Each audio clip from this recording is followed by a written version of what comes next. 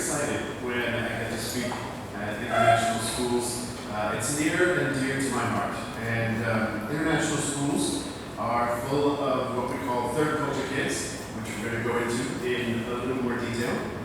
And as a third culture kid myself, schools are very important because I do think third culture kids are going to take over the world in a very polite sort of way. I think it's going to be marvelous. I'm raising up an army in a very polite sort of way. And third culture kids do. Hopefully between this morning's presentation, I love that there are two presentations because there's always more information than I have time to get out in just one. So I'm thrilled. Thank you that I get to have two. The follow-on, the encore, Act 2 will be at 3 o'clock today. And I promise there'll be more costume change. I might actually do a costume change. It'll be exciting. But still a lot to cover. Just so you know, to start out with, to put everyone hopefully at ease a little bit, I use a lot of stories in my presentations. Part of that is because I get to present to students at a lot of places, and students are a very discerning audience. If you're going to hold students' attention for an hour, it does have to be funny with stories and choreography and costume changes, and it's a lot of work. So you guys, way less work. Way less work. Because you're so marvelously polite. Adults are polite. And so, you'll sit and pay attention no matter what I say, which is so kind of you. But don't worry, I'm going to be just as entertaining for you as I would be for students. What that means, though, is I do use a lot of stories in my presentation, and I want to allay your fears, because sometimes the stories can make it more difficult to take notes if you're looking for an outline. So I want you to know, I'll put up my email at the very end, but I have a lovely PDF that has all of the notes and all of the sources and all of the research from very clever people who've basically come together to make this presentation. So feel free to take notes, but if you don't get them down fast enough, don't worry, you can email me and I will give you the PDF, because I want you to be able to enjoy the story. Part of the reason I use stories is I have a short attention span. That's part of the reason. So stories help me remember what I'm supposed to be doing. Also, it's actually the most efficient way that our brain organizes information. And if you don't believe me, I did research, and they have, believe it or not, a worldwide memorization competition, which doesn't sound very exciting, admittedly. If you gathered friends around and said, "Come, let's watch people memorize things," doesn't sound thrilling, but it actually was way more interesting than I thought it would be. And one of the things they do is they'll take a deck of playing cards and shuffle it up, and then give someone 2 minutes to look at this shuffled deck of cards, and they have to recite the order of this shuffled deck of cards after seeing it for 2 minutes. And there's what, 52,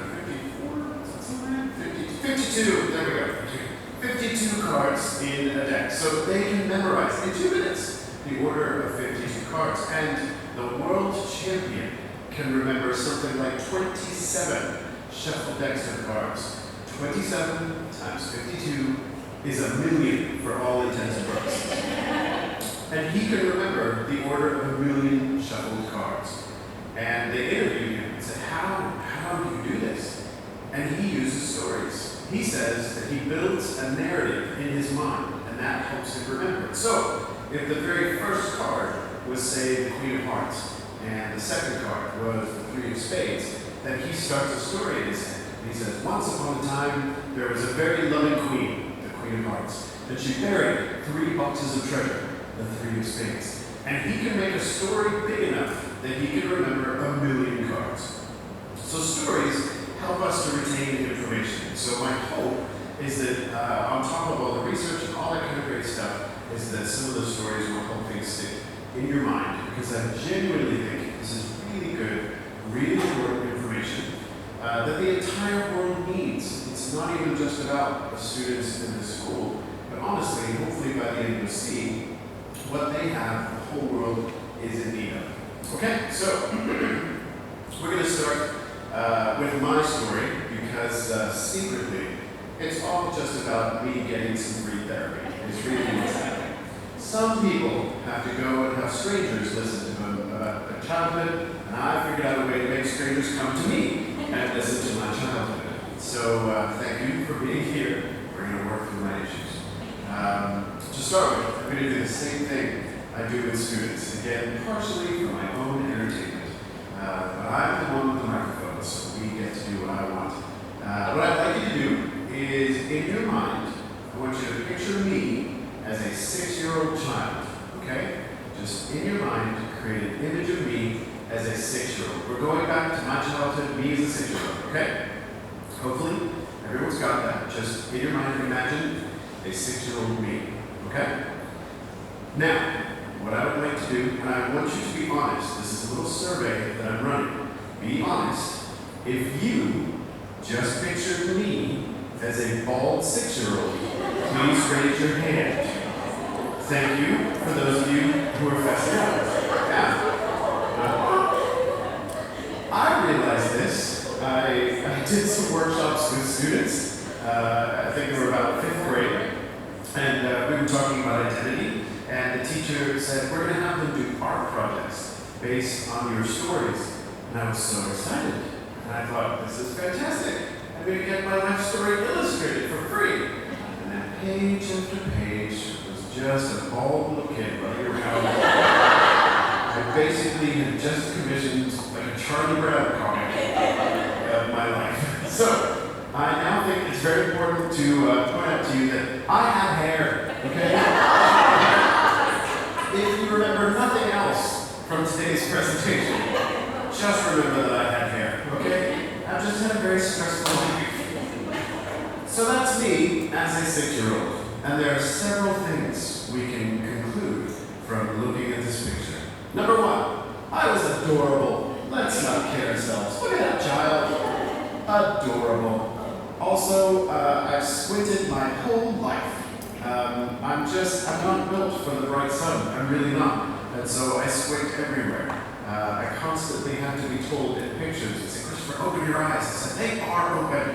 It's as open as they go.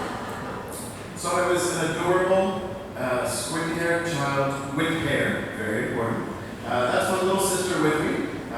She was along for a lot of adventures. And I was also very snazzily dressed. As you can see, I was charming, even as a small child. I can't take credit. My parents dressed me, and they did a good job. Part of the reason for that, and you may be able to tell from some of the background, is that when I was 6, I was in the United Kingdom. And I was actually born in the UK. By the time this picture was taken, we had already moved somewhere else and come back. But I started out school in the UK. And so dressing sharply and being polite were the most important things. And I was in a tiny village, and if you get very, very bored, you can go into Google Maps, and you can type in Fressingfield, England, and you'll see nothing. There's just a load of fields. It's a tiny, tiny village. So I started out life when I was 6 years old, starting my educational career. I was in a small village school. I was a small British child. I know I sound very American now. That's because I've learned an American accent. My natural accent is actually English, so to fix all of the images in your head, I was a small British child in a small British village with hair, doing small British things, drinking small British cups of tea, and life was good. And my school really was tiny. We had maybe 100 students in the entire school, and that includes the sheep that would wander in and sort of stick their heads in the windows. I like to think we have the most educated sheep in all of England next to our school. And that was it. Life was very good. Neither of my parents are actually British. My father is Irish, but was born in Germany and grew up in France, and then joined the US military. Like so many French, German, Irishmen do. Very, very common. My mother is an actual American, but lived most of her life outside of the US. She speaks with a British accent, which is very confusing to people when she says that she's American. And then, just to balance things out, I use an American accent a good chunk of the time, even though I'm British, just to bring balance to the world. And I didn't know for the first part of my existence that there was anything unique or special about me. The fact that my father spoke with an American accent because he worked on an American military base, I would translate. My would say things like, "I brought the mail." And I would tell my sister, I said, "Daddy says he brought the post." She'd go, "Huh?" So a little bit of translation, but still very simple. And one day, my father came home and he made an announcement. And it's an announcement that maybe you have said to your children, or an announcement that maybe some of the friends that your children hang out with, that their parents have said to them. But I wanted to bet in the school, these phrases have been uttered. My father came home and he said, "Family, we're moving." We got very excited. We said, "That's fun, Dad. Where are we going? Should we go to London? That would be nice." And he said, "No, family. We're going to Las Vegas, Nevada, in the United States of America." And we said, "Well, that'll be different." And it was different. We went from a very small village in England with a school of 100 and some sheep to a very large American city. And our school had 3,500 students and no sheep. And my parents had moved so much themselves that they couldn't really give us good advice. They were too close to the subject. There's a very wise proverb from the wise man, and he says that you never want to ask fish about water because it's all they know.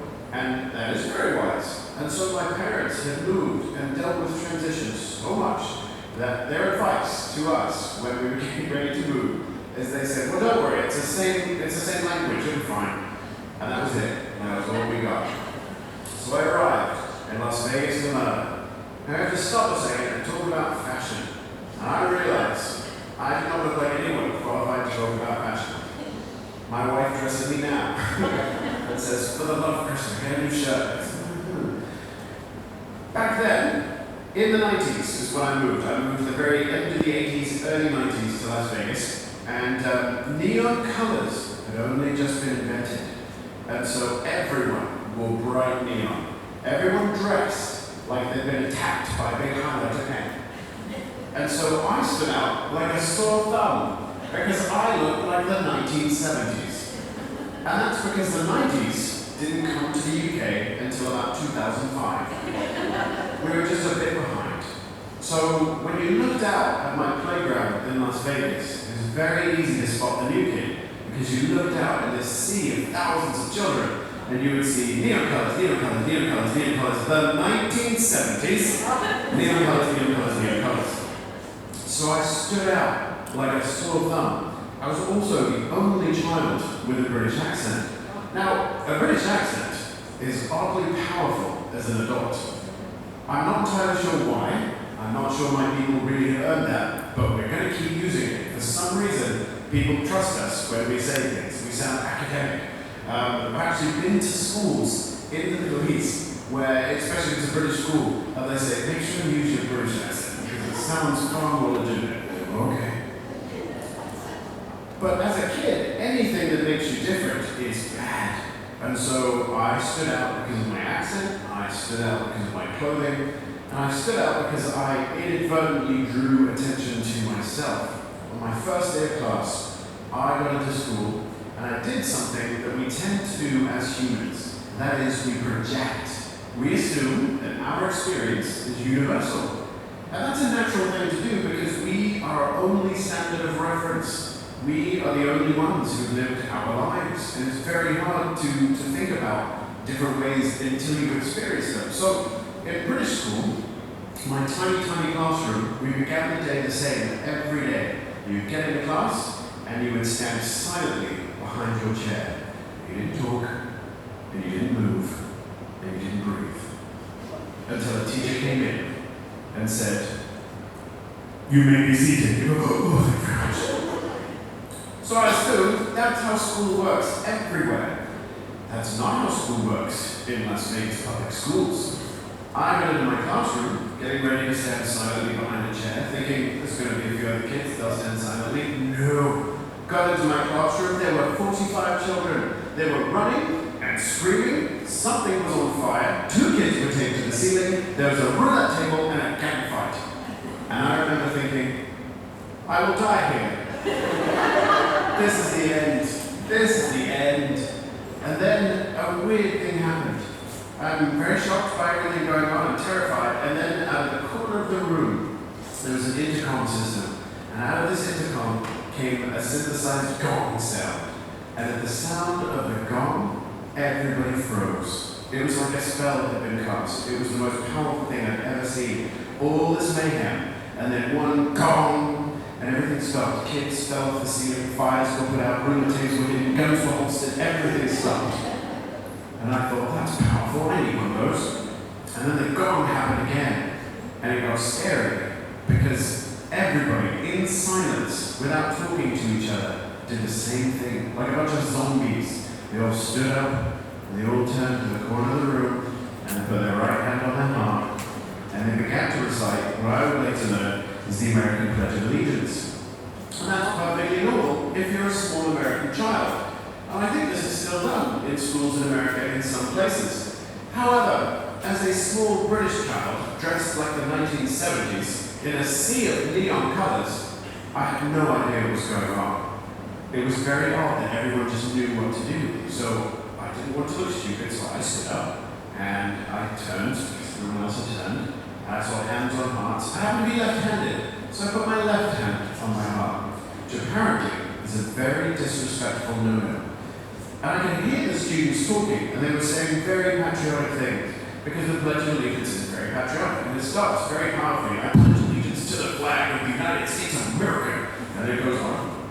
So I thought, right, that's what we do apparently, we're going to say patriotic things. What do I know that's patriotic?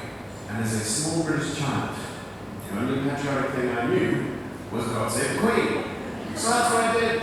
I stood facing the flag of the United States, the wrong hand on my heart, proudly proclaimed, God save our gracious Queen, long live our noble queens, and the victorious, happy, and glorious long reign of us, God save the Queen. Which made perfect sense to me, but could be construed as ever so slightly disrespectful, because there's some history with America and Britain. Some tea was thrown in the harbor, we're all friends now, it's fine.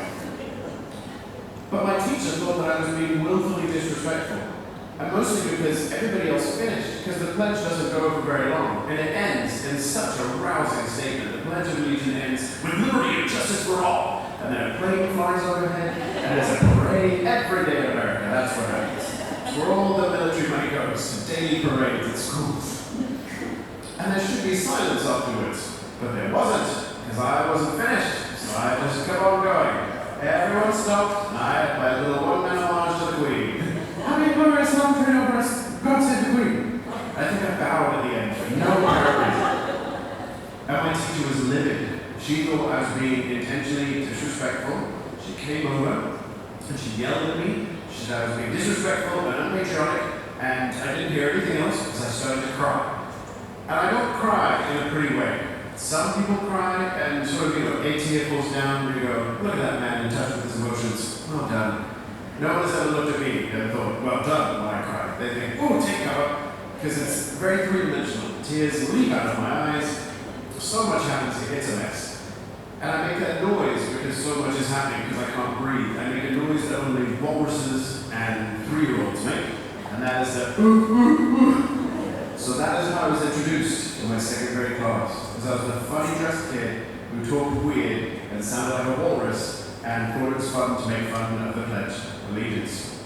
And that was just the beginning. The whole rest of the day was a mess because students had realized that I spoke differently. So roving gangs of American children would come find me and shove me up against the wall and say, hey, British kid, say water.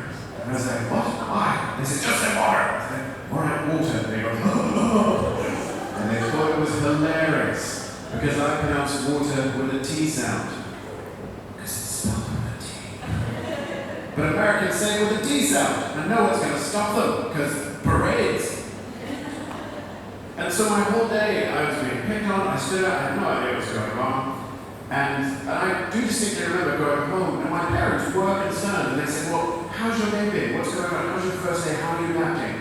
And I did not have the language or the framework to be able to explain it to them. I must have sounded like a small crazy person, because with my limited vocabulary and experience, all I could really tell them was, I mean, it's very bright. Everyone dresses very bright. They don't like the Queen, but they really like water. And I think I got in trouble for something. Which, what are my parents supposed to do with that? And so they're like, well, don't get in trouble. And I guess you're doing fine. Good luck. And it was painful. My sister and I wanted to fit in so badly that we watched huge amounts of American television just to learn the American accent. It worried my parents. They would try to tell us we were going to do fun things, and they would say, "Come, children, we'll take you shopping." And we would say, "No, we must watch television." They would say, "Well, we'll go to the water park." We would go, "No, we must watch television." Also, it's pronounced water park.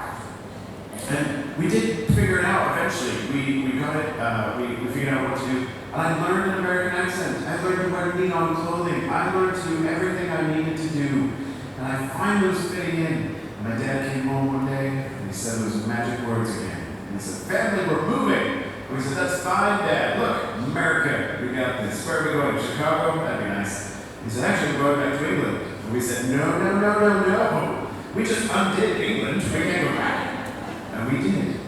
And then roving gangs of British children would come find me on the football pitch and say, hey, American, say water." Say water. They go, and I thought, I can't win. And it wasn't until many years later that I heard the term third culture kid. And when I heard it, it was such a relief, because I thought, there's a term for what I am. I'm not the only person who's dealt with this. And I want to share with you the definition. You may have heard it before. Very clever people have had stroking beard and scratching head meetings for many years and put together this definition. And it's changed. And there's some important aspects to it I want to point out. Because one of the things I often find is that people underestimate how many people fall into the TCK category. So here's the definition, again, from very, very clever people. A third culture kid is an individual who, having spent a significant portion of their developmental years in a culture other than the parent's culture, develops a sense of relationship to all the cultures while not having full ownership of any. Elements from each culture are incorporated into the life experience, but the sense of belonging is often with those of a similar experience. Really good definition. There are some parts of this, though, that we've created stereotypes for, which is ironic, because some of the whole point of defining a third culture kid is to help them basically fit in, and we've still managed to stereotype some of that. So many people believe, because traditionally this was the case, that a third culture kid is someone who moves around a lot and moves to a whole bunch of different countries. That's one type of third culture kid. But the reality is, if you distill this down, the two ingredients that make a third culture kid are multiple cultural influences and a degree of transience. Now, you can be a third culture kid and never get on a plane. I would argue that every student here is a third culture kid, even if they never left the country, because they still have those two elements. Even if a Vietnamese student is in Vietnam, a German student is in Germany, a Thai student is here in Thailand, if they're attending international school, they're being exposed to multiple cultures. And even if they don't move, international schools have a far more transient population. If you think about it, even schools with a low transience rate, even if the turnover rate is only 20%, think about what that means to children's social circles. It means that statistically, every year, about 1/5 of their student circle, 1/5 of their peer group changes. That's a fair amount of transition every year. And local students are still having to transition between the international school culture and the culture from home. So people underestimate, but third culture kids, there's far more than we think. I realized this, I spoke at a school in Malaysia, and the school who brought me in, very well intentioned, said, "We want you to talk to the third culture kids, but we have, about 70% of our school is actually Malaysian, so we'll just have them go to lunch, and you can talk to just the TCKs. And I said, no, I want all of them, bring me all this, I'm raising an army, I need them all. And I did, we went through this, and I explained to them, and I said, look, whether you're the stereotypical TCK who moves around all the time, or whether you've been in this school your entire time, you are still a third culture kid. Here's some of the traits that come with that experience. And afterward, the Malaysians were very organized. A group of the students sent a representative who came up to me, and I was so impressed. And they said, "We're so glad that you talked to us, because we feel all those things that you said, and we don't understand why." She was like, "We're Malaysian, in Malaysia. How does this apply to us?" And she said, it's true because when we come here, we have a very different experience than our neighbors who go to local schools. And so for 7 hours a day, we're in a whole different world. And the longer we're here, the less we can relate to them. And so even though we're Malaysian, we don't always fit in Malaysia. We have to bounce back and forth. And I said, yeah, that's what kids who move around do, but you stay put have the same thing. So this definition, I think, is important because it encompasses way more students than we think. Basically, to be a third culture kid, some of them do. They move all the time to different countries. Some third culture kids stay put, but they still experience multiple cultural influences and a degree of transition. So the ideology behind what we think a TCK looks like is much broader than we think. There are TCKs all over the world who stay put, but still have these characteristics. I'm a big fan of imagery, so I want to give you some imagery for this that hopefully will be helpful, because the definition is good, and I memorized it because I do this all the time, but I don't expect everyone else to. So let me give you some imagery that I think will help the concept make more sense. And when I speak with students, I wish that I could tell them that the image for a third culture kid is something inspiring. I wish I could stand up in front of them and say, my TCKs, my future army to take over the world. The image for who you are is a phoenix rising from the ashes. But it's not. It's a hallway. And that's very hard to make a hallway sound triumphant. A hallway is not represented for any sports teams. No football team has ever gone on the pitch and go, we're the hallways! And you're like, what? But here's why I think it's a very accurate image for a third culture kid. Whether it's the kind that move around or the kind that stay put. And we take me as a simple example. If you were to think of your cultural identity as a house, and inside of that house, we're going to have different rooms represent the different cultures that make up who we are. So for me, there's definitely a British room in my house. I was born in Britain, I started out in British school, so I've got a British room. It's got a portrait of the king. Tea is served promptly at 3:30. We cut crusts off our sandwiches, and everything is marvelously bright. There's also an American room in my house. I didn't actually live much in America, but for a little while I did, and I've been around Americans. That's part of my nationality. So there's an American room in my house, and it's got a Starbucks in it, and it's open 24 hours, and it smells like liberty. Now, culture is not just nationality.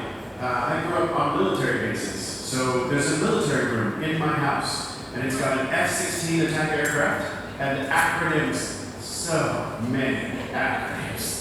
The military speak to each other by just rearranging letters. It is a legitimate conversation on a military base to walk around and say, oh, I'm on my way to MBF because TMO messed up my PUI orders again. And you go, mm-hmm.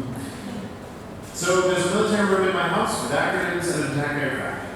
Now, even if we stop right there, what it means to be a TCK is not that you jam all of those things together. The imagery for who I am is not some big warehouse with an F-16, a portrait of the king, and a Starbucks. Even though that would be a fantastic warehouse. I would visit that. That'd be fun to see. What it is to be a TCK is actually you have to keep the rooms separate. And so you end up spending a lot of time in the hallway that connects them. I'll give you the example because it's just such an easy one to look at. I have a German family who I've known for decades. And they're in Japan, and they sent their son to an international school. And he's probably the best example of this hallway illustration. Because language is just the tip of the iceberg. Language is just the indicator of a ton of stuff below it. So if we follow a day in this student's life, he wakes up in the morning, and he's in the German room of his existence. He speaks German at home to his family. They say Guten Morgen, they eat Brötchen, and everything is wunderbar. But then he takes the metro to get to school. So he has to step out of the German room and into the Japanese room. And it's not just language that changes, it's customs and courtesy. It's personal space. For an American, personal space is about an arm, because America is a massive country. They have so much room. I've flown over it and looked at places like Utah and thought, you could rent this out. Like, there are countries with not enough room. You could just rent Utah. Japan would take it. They're very squished. I mean, loads of places could use that space. Anyway, lots of room, personal space, and arm. Most of Western Europe, it's an elbow. Germans are comfortable an elbow away. The Tokyo Metro is no proof. You just pack right in. So he has to move into that cultural room, and it's a different language, different personal space, different customs and courtesies. And then he gets to the international school, and it's another language, that's in English. And it's also its own set of customs and courtesies and values and traditions and what's expected. So in one day, he has to move between 3 separate rooms. And he can't mix them up because life gets weird. If language, just as the top level example, if he spoke German at the international school, far less people understand it. If he spoke Japanese at home, his parents would think that's oddly formal, and why were you doing that? So his life only works because he has these rooms separated, and it means he spends a lot of time in the hallway that connects them. Now this is what it means to be a third culture kid, is to be a person of the hallway. And again, it applies to the stereotypical TCK who moves around every few years, and it also applies to the TCK who stays put. Because even if you attended this school your whole life and have never left this country, by being here, you automatically have a time room and an international school room, and you have to keep them separate. The customs and courtesies and behaviors in the international school are different than out there. And so kids have to keep those rooms separate. They have to know how things are expected here, how things are expected there. Third culture kids spend a lot of time in the hallway. I think this language is incredibly important because one of the best things that we can do for third culture kids is help them to process intellectually what they're doing intuitively. So what I mean by that is we run a lot of our lives through intuition. We have gut feelings, we've sort of picked up on patterns, and we just do it. We probably couldn't even explain why we do what we do. We just know that's the thing we do. If you talk to those kids in Las Vegas, I'm sure none of them would even mention that they do the Pledge of Allegiance in the morning, because that's just what they do. They've done it for so long, it's automatic. I learned this. I tried out college in the US for a little bit after I graduated from high school. And I thought, I got this. I can sound American. I can handle America. It's fine. And I didn't realize how different military life was to American life. In the military, bases that I was at sometimes were in non-English-speaking countries. And so to go to a movie and see it in English, we'd go on base. And on base, when a movie starts, they begin with the national anthem. So I had learned from habit that if I'm in a movie theater and I hear English around me, I'm probably on base, so when it gets dark, stand up and be ready for the Pledge of Allegiance. So I got to the US, and I went to a movie with some friends, and it got dark. And my brain said, will you hear English, Pledge of Allegiance time? And so I did, I stood up. But they don't do that in America. They don't actually have any, they just watch a movie. And so my friends were like, what are you doing? Please sit down. And I had to play it off and say, oh, I was just stretching. It's a long movie. You guys don't want to limber up first? You're just going to sit? I'll sit too. Okay. We do a lot by intuition that we just picked up from patterns. But if we can learn to move that intuition, which is internal, and give it language and make it external, language allows us to share things, to refine things, to pick them apart, to improve things. And for third culture kids, so much of their existence is fascinatingly intuitive. They probably couldn't give you the words to say when they're moving between these different rooms, but they are constantly. And arming them with the language means that we can improve that process. And so I think the definition for third culture kids and understanding this concept is so important. Because what they do intuitively is incredibly powerful. It's actually something the whole world needs. But for them to be able to share it means we've got to move it from internal intuition into external language. What I want to do, because we've only got so much time, and there's Act 2 tonight, which is great because there's just a lot of things going on, is I want to go over very quickly some of the strengths and some of the challenges that we often see in third culture kids. And I think this is important because, again, we do a lot intuitively, and if we can move that externally with language, we can address it. So if we know what the strengths are, we can encourage them. But if we know what the challenges are, we can help meet them. But for many third culture kids, this is all internal. They don't realize they're doing great things, or that they're struggling with things. And I think it's really helpful to be able to give language. So, I'm going to go over very, very quickly the strengths often associated with third culture kids. And this is not a prescriptive list, so it's not that every TCK has all of these strengths. It's that in the decades of research, and people they've been studying TCKs for, it's coming on 70 years now. We should have a big anniversary party, I feel.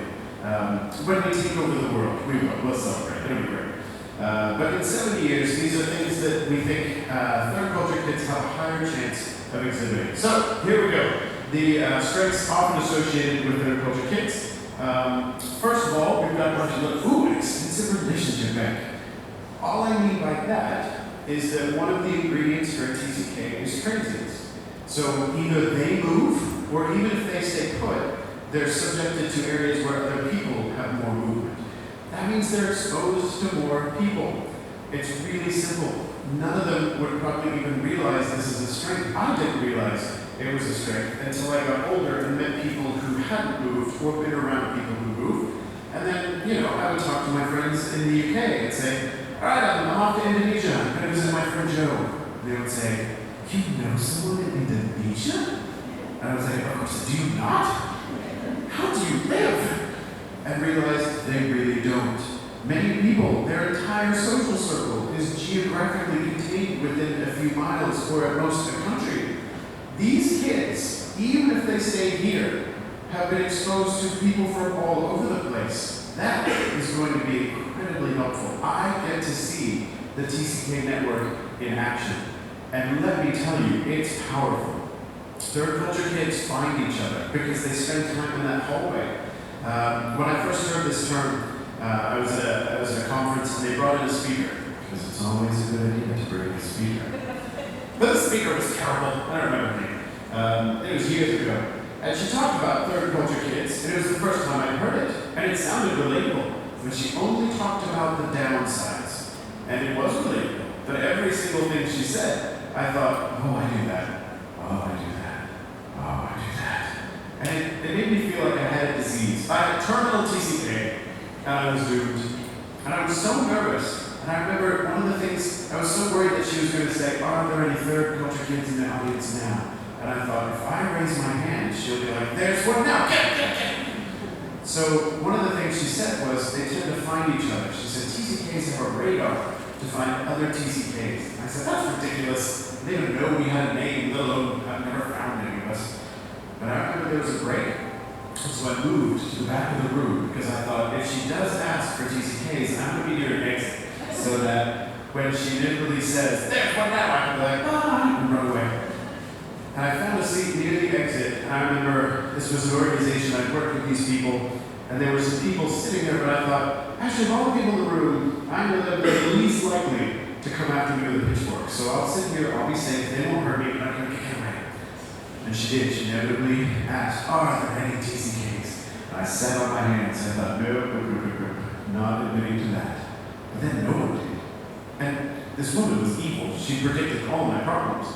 I mean, she had a PowerPoint. She took the time to invest. So I thought, all right, she deserves something. Fine. So I did. I threw it at my neck with way more energy than I should have. I'm sure if I had just calmly been like, it would have been fine. But there's so much internal struggle that I said, it's me! And everyone turned around, my worst nightmare. And I went to go make my exit, and the only 7 other people with their hands up were all sitting in a row next to me. And I was so annoyed. And I was like, you fools! She's predicted everything about us. They know everything. Go. But this is very true. Third culture kids, the network that they are a part of is so impressive. I have watched TCKs help each other out in the job market. TCKs help each other with moving. The network is strong. It is a phenomenal skill. They don't even know they have it. But once they hit the real world, they're going to find people in the hallway and do great things. It's a phenomenal strength. Beyond that, they tend to be adaptable. I won't spend much time on this one. Being in the hallway is inherently adapting. That is more powerful than we realize. That sounds like a really obvious, people should be adaptable. Do you realize how quickly life changes now? I do a podcast with a guy named Jerry, and I love Jerry. He's great fun.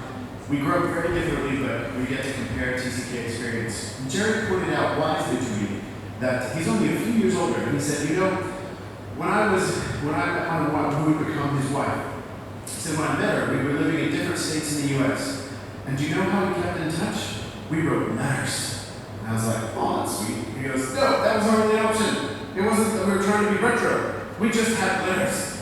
He said, and you know who else had letters? People 300 years ago. He goes, I was part of a tradition that spans centuries. He goes, you're only a few years younger than me. How did you keep in touch in high school? I said, email, Grandpa. He goes, okay, Grandpa, how do you think they keep in touch now? And I was like, because now it's Instagram, and it's messaging, and it's WhatsApp, and it's WeChat, and it's Be Real, I think came and died. There's another social platform, probably born this morning, that will die this evening.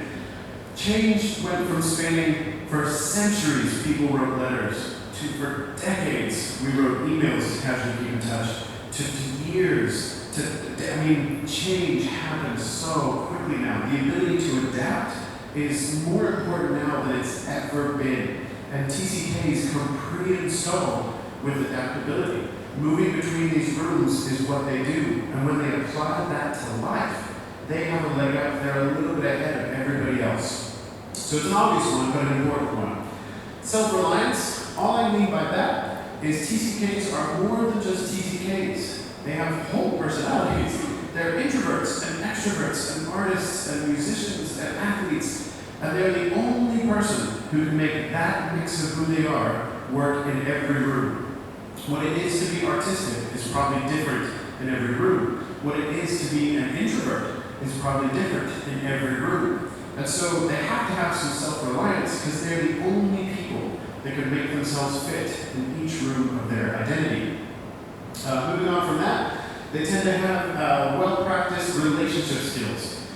They've made a lot of friends. They've had to say goodbye more than most people, whether they move or the people around them move. But that practice is really powerful. I do some work with a school, a college in Oregon State called, I always get it wrong, Lewis and Clark. I always want to say Lois and Clark, but that's Superman. Lewis and Clark are explorers. So it's called Lewis and Clark College. Although, I think we can all agree, a Superman college would be fantastic. But this isn't that. And they actually have on their application, they ask students to mark whether they're third culture kids or not on the application. And I said, how interesting. What do you do with that information? And he said, they're super useful. I said, well, good, I'll let my people know, but how are we useful exactly? And he said, kids have trouble making friends now. He said, devices have made it really hard. He said, freshmen come in now, and back in the day, 15 years ago, freshmen would come into college, and the school would throw some pizza in a dormitory, and everyone would scurry out, eat pizza, and meet each other, and then they'd have friends. And he goes, now we throw pizza, and they scurry out and grab their pizza, and they go back to their rooms, because they can all keep in touch with their friends thanks to their phones, so they don't feel like they have to make new ones. He said, we have trouble building community. He goes, but TCKs, they're like little petri dishes. He goes, when we find them, we strategically place them in the dormitories. And we know that wherever we put a TCK, community will grow up around them. And I said, well, I probably won't tell them they're petri dishes, but I appreciate the sentiment. They do. They have practice at building friendships. The world needs that. The world is forgetting how to do that. It's a lost skill in the age of technology. Beyond that, they tend to have a broad worldview. I don't just mean they see more of the world, I mean they're more emotionally connected to the world.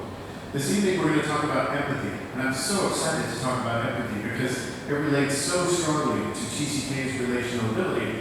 But this also means that third culture kids connect more emotionally to the world. That extensive relationship bank means they view the world as a relational network, not as abstract concepts. It means they know people who know people who know people, so these issues are personal. When they see a disaster on TV, it's less that, oh, something bad is happening to people I can't relate to, and more, wow, I don't live too far from there, or I have a friend who lives near there, and it makes things personal. So they have a broad worldview. And finally, they tend to have really good cross-cultural skills. That doesn't mean that they know everything. It means they know they don't know everything. As a very quick example, one of my first jobs, I worked for the military, for the U.S., and one of my jobs was helping people new to the military or new to life overseas who were having trouble adapting. And one guy who made an appointment said, I'm really struggling. I said, okay, let's go out to lunch. We were in the UK at the time. And I said, where do you want to go? He said, I want to go to Chili's, which is an American restaurant. And we do have one in England, in Cambridge. And I said, okay, just so you know, it is a Chili's, but the portions are going to be half the size of what you're used to. And it's going to cost twice as much because it's England. And he said, whoa. We got there. We had the most phenomenal thing. We had a waiter who just loved his job. And this waiter, he ballet danced over to us. He was so excited to be alive. And he came and said, welcome to Chili's. We're so glad you're here. What can I get started for you to drink? We have Coke products. Do you want a cup of tea? Do you want a margarita? How are you feeling? And then the energy was so infectious that I got excited. I never wanted a Coke so bad in my life. So I was like, I want a Coke. And he's like, excellent. What would you like? And this guy sat there and said nothing for an embarrassing amount of time. So I answered for him. I said, he'll have Coke too. And when the waiter left, I said, what happened there? And my friend said, did you hear him? I said, yes. I answered, did you not hear him? He said, he sounded British. And I was like, yes, because this is Britain. It's not just a clever name. People in Britain, wait for it, sound British. 65 million of us. You're going to have to get used to that. And he said, but he was black. I said, I know. We come in all shapes and colors. It's phenomenal. There's black ones and white ones and brown ones, yellow, just all kinds of colors of Brits. I was like, this isn't that hard. There's all kinds of colors of Americans too. And he said, but he didn't sound black. And I said, well, that's because you can't sound, you can't hear color. You see color. If you hear color, you have to go to a whole other department. I can't help you. And he explained that where he was from was a really small town. And he said where he was from, how you look and how you sound are closely tied together. He said that he could tell what you would look like just by hearing you on the phone. And I said, well, the world is going to blow your mind. Because it doesn't work like that at all. And the reality is, he froze up as soon as he was confronted with something he'd never experienced before. Your kids have already experienced so much that even when they run into something they haven't dealt with before, they don't freeze up because they know they don't know everything. They know from this cross-cultural experience that the world is bigger and that there are more ways to do things. That level of understanding that they have as kids, companies pay huge amounts of money to try to train people, and your kids have it pre-installed. They're incredibly powerful. This would be a great place to end the presentation because it's such a high note. It'd be great to stop now and be like, so TCKs, they're wonderful. Look at all they can do. Good job, racism. Lots of love. See you later. But we're going to talk about the challenges, and we're going to do that very quickly because I'm already running out of time. The challenges that often come with being a third culture kid, and we'll address some of these this evening as well. First of all, they tend to be rootless and restless. And what that means is that if you're used to transition, it can be really hard to not do transition. Even if you stay in one place, if you're used to the people around you moving at a regular interval, suddenly when people don't move, it's very disconcerting. I am living proof. The pandemic was rough. I'm used to being around different people all the time. I travel for a living, and I had to stay put. And I couldn't move. And I was stuck around the same people. And you know what I realized? People are awful. So awful. I'm only around people a few weeks at a time, and I think they're lovely. A few weeks at a time. And then I was around them for months, and I was like, oh my gosh. My wife is the most selfish person I've ever met in my life. My best friend, he's a jerk. And my sweet wife was able to explain. She said, sweetheart, no. This is how 99.9% of the world live. We just are used to each other's bad days. I was like, oh, it sounds awful. Why don't you just get on a plane and go? She's like, ooh. For third culture kids, if they're used to transient stability, it can be jarring for them. It's worth bearing in mind. We'll talk about that this evening. They have too many relationships. You're not going to get all the sympathy for this. TCKs can't run around like, oh, so many friends, it's so hard. But the reality is, it can be difficult. In fact, in international schools in particular, sometimes incidents of bullying that we see have to do with this. A university professor from the University of Washington said that we have the capacity for about 150 meaningful relationships. That's it. If we exceed that, people become acquaintances. Third culture kids, that extensive relationship bank means that they exceed that capacity pretty quick. Now most people fade in and out of that inner circle gradually over time, interests change or what have you. Third culture kids, those changes happen very quickly. And so sometimes we see kids who are overloaded, kids who they've exceeded that capacity and it's too much. And so sometimes incidents of bullying are then regulating their limits. They basically are like, I'm full, and so yeah, I'm going to be mean to everyone else because you know what, I can't deal with more people. So it's worth bearing in mind that it has an influence on their social structures. They can have relational guardedness. TCKs learn that every hello is just a goodbye waiting to happen. And so some TCKs realize if goodbyes are painful and hellos lead to goodbyes, I'm just not going to do any more hellos because it'll just hurt me. And so they become relationally guarded. Most TCKs work through this because we need relationships, it's how we're built. But some struggle with it even more.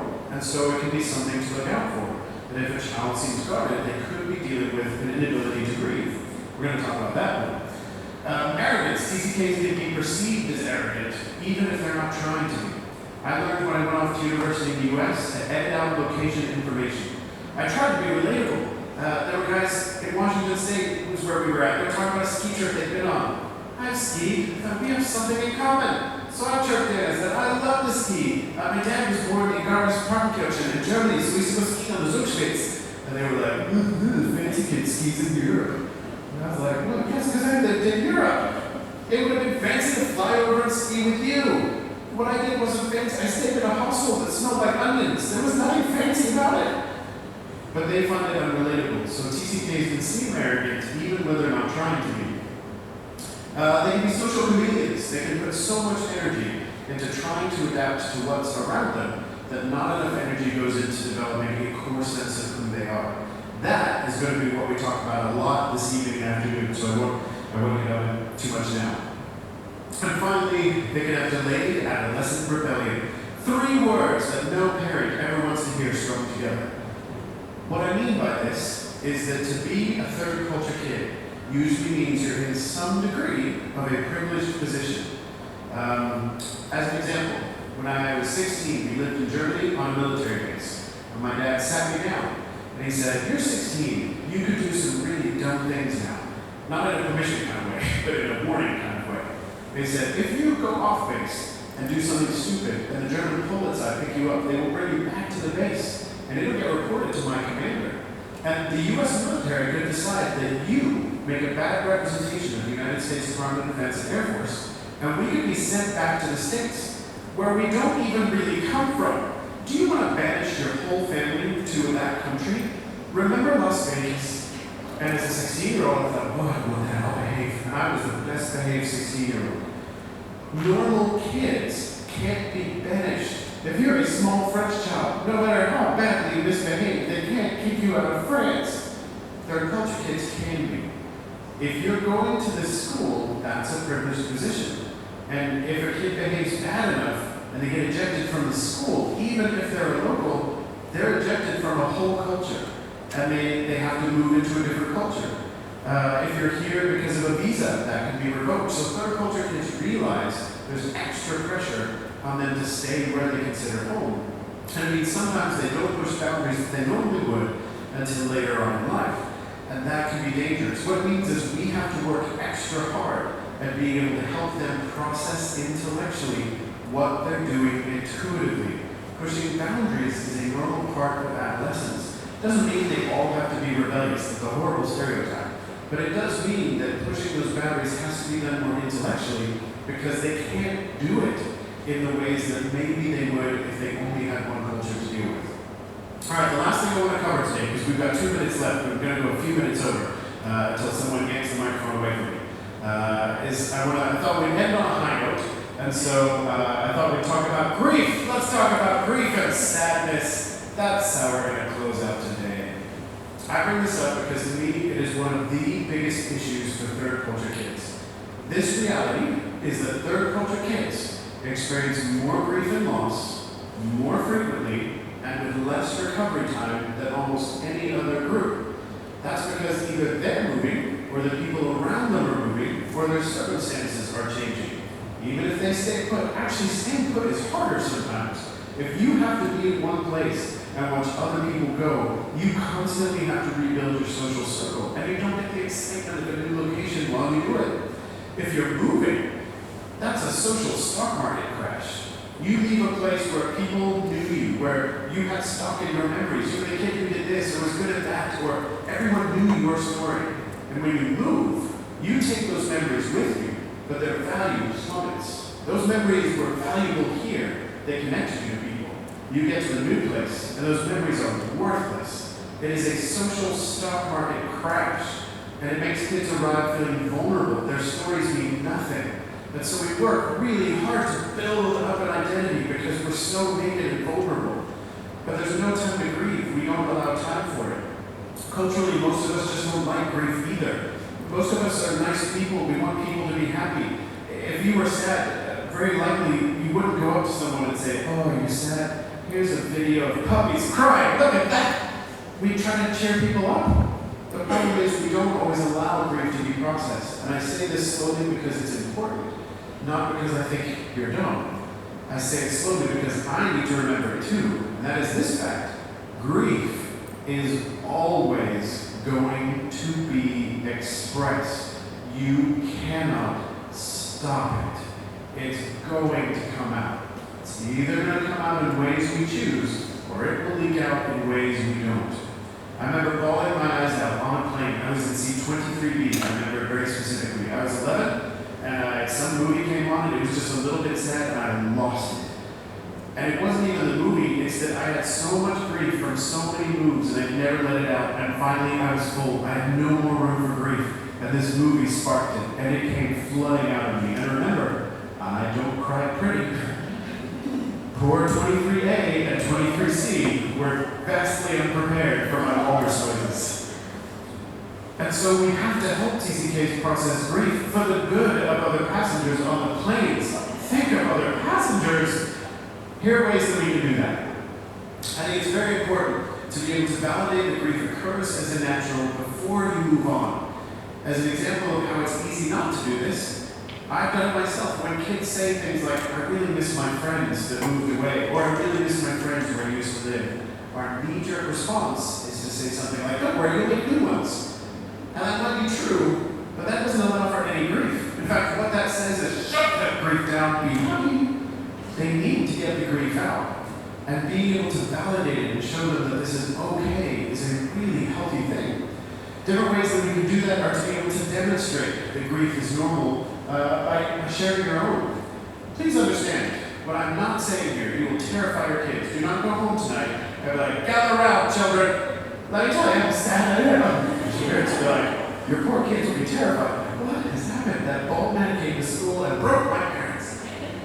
We need to find appropriate ways to do it, but we all deal with grief. We tend to try to hide it from kids because we need to be strong. There is great strength in demonstrating for them that they can let grief out, because if they don't, think of seats 23A and C. We need to think of the passengers. Another way that we can help is to express grief in tangible ways. There's a fun psychological trick that if we experience something with our senses, then we feel like it's been taken out of us. So grief, sadness, that's a very intuitive thing. If you can move that to something you can hear, taste, touch, see, or smell, it feels like it's come out of you. I worked with schools where one time we did it with a music class, and the assignment for the kids was, we said, tomorrow, all of you are going to bring in a song that sounds like what you've lost. And it was, I mean, I'm not ashamed to say, it was all the self-control I had not to make walrus noises the next day. Because these kids brought in songs that sounded on the outside like something they were all feeling on the inside. And they talked with each other about it. It was one of the most meaningful experiences I've ever had. And I'm supposed to be the one in charge. And I was like, oh, you kids, you taught me so much. But experiencing something externally helps with that. One great example of that, there's a family I know, and every time they move, the first thing they do is they set up their kitchen before anything else. The bedrooms don't even get done before the kitchen. And what they do is they spend their first day in their new home and they bake all day. They bake cookies and pies and tarts and cakes and brownies. They just go to town. And while they're doing it, they all talk about what they're sad they left behind. And this is a genius thing because Sometimes we don't work well emotionally in the first order. We need a distraction in order to help us deal with emotions. Baking is a great distraction. And then they do. At the end of the day, they just eat all of their sadness. You don't want to go too far with that, obviously. But it's a great way, it's a great thing this family does to help process this grief. We need to find ways to process grief and attach it to something physical.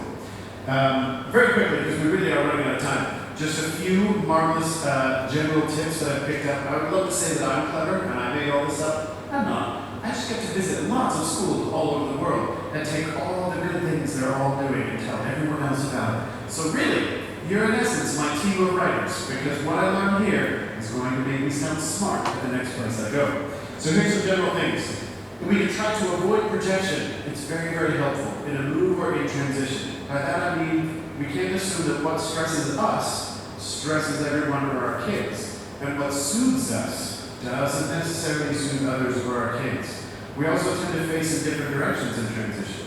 Parents are usually very forward-facing. They have to deal with whatever's coming ahead. They have to look at things that are going to happen and plan for it. Kids are very backward-facing. They're not in charge, so they have time to think about what they have to lose. And that can make a lot of miscommunication. Because if you're forward-facing and you say, where we're moving, there's going to be a pool. And that sounds encouraging, but to a kid backward-facing, they're thinking, are you seriously talking to me about a pool? I have to say goodbye to everyone I know, and you think a pool will help? And then the parents say, you ungrateful child, I'm saying pool. And it causes a ton of miscommunication. So if we can try to avoid projection, to realize what stresses us doesn't stress everyone. From there, I think that it's important to over-communicate. In transition, and transition occurs even if you're staying put, transition to a different grade, transition because kids have moved, whatever the transition. If we over-communicate, it helps. When we reduce the unknown, it reduces anxiety. My advice is if your kids are not rolling their eyes at you, going, oh my gosh, I know, then you're not doing it enough. Repeat things until your kids are annoyed, because that action reduces their anxiety. The London Underground is a great example of this. The London Underground wanted to improve customer service, and they couldn't put in more trains, they couldn't run them any faster, so they thought, what do we do? And so they put up those dot matrix displays that showed a countdown. The trains were coming at the exact same time they always did. Nothing changed. But customer satisfaction rose the highest in their entire existence. And the Underground has been around since 18,000. Biggest improvement, because if you're stressed on the platform because you're late for a job interview, yes, the 12:09 is always come at 12:09, but what if today's the day it doesn't? Having a countdown, you go, 12, okay, 2 minutes, okay, fine. So underground your kids, give them enough information that they roll their eyes at you. Help your child to tell their story. Give them language and framework. This is so important. Help them process intellectually what they're doing intuitively. Their stories are amazing. Help them tell them. Give them the language and framework to express what's going on. All right, I'm going to leave with, because I have only 5 minutes overtime, which is actually very impressive for me. But I really do want to leave on a note of encouragement. TCKs are in so many ways exactly what the world needs. The strengths they have, everybody needs. The challenges they face, everybody is soon facing. There are so many that we can already see manifesting. In fact, I get to speak at colleges and universities, and basically I'm just bringing them the information that we've had for a long time. Your kids are a preview of coming attractions. One last teeny tiny story for you that won't take a minute, but I'm about determined to share it. I don't do well in the heat. As my wife knows, I sweat a lot. I'm like a slug. You should be very grateful that this is very air conditioned, because even my short little walk here was enough to drench me. But I dried out, I'm fine. I was traveling with my friend Walter one time in Eastern Europe. We were doing a humanitarian project, and we needed to take a train from Zagreb, Croatia to Budapest, Hungary. And we opted for the cheap trains, because we were cheap. And it's about a 10-hour journey on a slow old train. It was the height of summer. We got to Zagreb, and our train, it was such a packed travel day that our train wasn't parked under the awning. Our train was just out in the sun. And a train is just a hollow metal tube. If you put it in the sun, it's just an oven. And so we got to our train, I opened the door, and a blast of hot air came out and singed all my hair off. That's what I would call very tragic. I blame Croatia. We got on our train, and the train was really old. It just had rooms with 6 seats, 3 seats facing 3 seats, and just loads of those rooms with a hallway that connected them. And we went and we tried to sit down. Walter sat down. I couldn't. I was so sweaty, but I slid right off the leather seats. And so, and I thought, when the train starts, I'll turn the air conditioning on, I'll be fine. The train started, no AC was turned on. What was coming out of the vents was worse. What was coming out of the vents was breath, basically. The vents were just going, which is warm and moist and not what you want. So we moved to another compartment. Every compartment we tried was the same. There was no AC. We tried to open a window. Someone had bolted them all shut, which is mean. And so I began to panic. I thought, I'm going to die. But Walter said, yeah, you're going to kill us. You know, if we close one of these doors, your sweat will eventually fill the compartment. And we will drown in a disgusting aquarium of your nonsense. And I said, shut up, Walter. But yes, that might happen. Walter had good hat on him, and so he realized that his keys were the exact width of the rivet on the bolt. So he took his key and was able to unscrew the bolts on the windows. So he got the bolts off, we opened the window, the breeze came in as we were flying through the tracks, and I began to cool down, and I thought, okay, we're gonna be fine. And finally I was dry enough that I could sit without sliding off the leather seats. And we thought about it, and I said, Walter, every compartment we went into had the windows bolted shut. And he said, yeah. I said, Walter, that means everyone else on this train is slowly being cooked. And he said, yeah, it's sad. I said, we have to do something. He said, no. What are we going to do? If you don't speak Hungarian or Croatian, what, are you just going to go marching into other people's compartments and hope they let you in while you fiddle with their windows? I was like, well, when you put it like that, it's like you know exactly what I'm going to do. Yes. He said, I'm coming with you. So he stayed put. I took Walter's keys and I started at one end of the train. And I flung the door open and I said, I'm here to liberate you. And they said, because they all melted into a human soup of sadness. And I moved through the sweaty bodies, and I unbolted the windows, the breeze came in, and they revived, and they said, I still don't know, because I really don't speak Croatian. But I moved on to the next compartment, did the same thing, flung the door open, said, I'm here to liberate you, moved in, unbolted the windows, the breeze came in, moved on. By about the fourth compartment, I had this down to dance, and I threw a door open, and I said, I'm here to liberate you. The people inside responded, because the people in this compartment were French. And the French national motto is égalité, fraternité, liberté. So they recognize that word. And I speak French very badly. And so I told them in terrible French, Je suis ici pour la libération. And they said, what? I said, no, it doesn't matter. I said, I'm going to ouvre your fenêtres. And I said, what? And when I opened the windows up, a breeze came in and said, oh, merci beaucoup, c'est trop chaud ici. I said, I know, it is too hot in here. I speak French. And I said, that's where I'm going to go. I moved on, and they came with me. 6 French people marched behind me. And I thought, that's interesting. I opened the next door, and before I could do anything, 6 French people all screamed, Liberté! And the people inside were terrified. And I said, no, it's fine. They're French. I'm going to move your fenêtre. Don't worry about it, it's fine. I opened their windows, and they celebrated, and I moved, and the French group came, and the people from that group came too. And it just grew.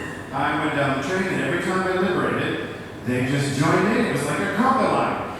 And it got to the point we did look terrifying. By the other end of the train, people heard the commotion. So I would open a door, people would all scream liberty, and the people inside would just hold up their money. And I was like, what's not a robbery? They're French. I don't know what they are. I'm going to move your fenêtres and keep your cash. We liberated the whole train. And I remember I had to go back and find Walter, who was hiding under the chairs. He heard the mob and said, we're all going to die. I said, no, it's my mob. It's fine. They're French. And I introduced them. I said, this is Walter. His keys saved the train. And they said, Viva Walter! And we started a political movement. We're now a ruling party in Croatia. Sure. But we got to Budapest, and people didn't want to stop hanging out. There was about 90 of us when we got off the train, and we took over a street of cafes that all ate together. And I watched beautiful things. Some people didn't have a place to stay, and other people from the train said, well, just stay with us. Some people hadn't figured out how to go see the city, and other people said, we'll show you around. One guy was there to find his long-lost sister. He just knew that she had moved to Budapest. He didn't know how to find her. Other people said, my dad's in the police, he's going to, I'll get him to help. All this beautiful stuff happened. We started a Facebook group called the Great Croatian Train Liberation. And we're still in touch. I went to one of their weddings right before the pandemic. My poor wife was like, how do you know these people? And the oeuvres and the net dress. I tell you this story, also have a picture, because people think I'm making this stuff up. Look at all those windows. Oh wait, that's not the right one. No, let me find the right one. Look at all the windows that I opened. Oh, I'm so proud. I tell you this because the imagery for this story is the imagery for your kids. The world has all these compartments that oftentimes are very separated, and we are dealing with a load of problems on the planet. What we need is a group of people who are not scared to move into different compartments, and they're not because they do so every day. What we need are exactly what your kids have. They have trains to liberate. I'm going to start an army. I'll give a signal on social media. We'll all have an uprising in a very polite, tea-serving sort of way. But when I say uprising, what I really mean is bringing the world the compassion and empathy and connection that TCKs have been trained to do. Their lifestyle makes them trained liberators. So, I leave you with this quote, because it's my favorite quote, and I get every presentation with it, so if you come tonight, you're going to hear it again. But it's that good. Because I believe it's true for you and your kids. That is that our gift to the world around us is hope. And it's not a blind hope that pretends everything is fine when clearly it's not. But it's the kind of hope that comes from staring pain and suffering right in the eyes and refuses to believe that's all there is. That is what your kids have been trained to do. They deal with transition and loss and change, and if we help them process intellectually what they do intuitively, we're enabling them to stare pain and suffering right in the eyes and still refuse to believe that's all there is. So, I know I've ran over time. I'm sincerely sorry about that. Here's my information. If you have questions, please feel free to email me. I would love to give you the PDF that has all of the research from the University of Chiang. That's all in there. I do have a few copies of my book if you're interested. The books are free with the purchase of an autograph. I wrote a book just so I could sign books. That doesn't have to be my book. I'll sign other books. I'll sign anything that doesn't run away fast enough, really.